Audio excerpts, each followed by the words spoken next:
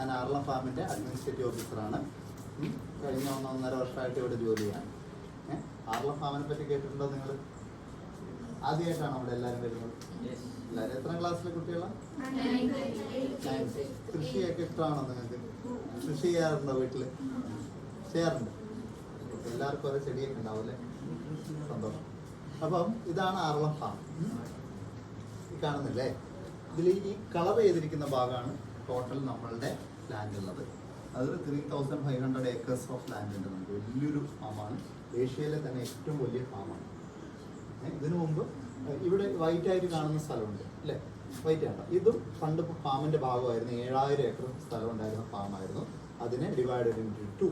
അതിന് പകുതി സ്ഥലം നമ്മൾ ലാൻഡ്ലെസ് ആയിട്ടുള്ള ട്രൈബൽ കമ്മ്യൂണിറ്റിക്ക് കൊടുത്തിട്ടുണ്ട്. ചില ദിവസം ബ്രെഡും ഓംലെറ്റ് ഉണ്ടാക്കുന്നു അല്ലേ?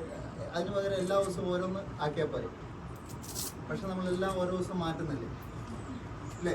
നിങ്ങൾ 7ാം ക്ലാസ്സിൽ പഠിച്ച കാര്യമല്ല 8ാം ക്ലാസ്. കാടിനെ മക്ക പാവ അവയൊക്കെ എങ്കളെ പോലെ കാടിനെ മക്ക. മനസ്സിലായോ?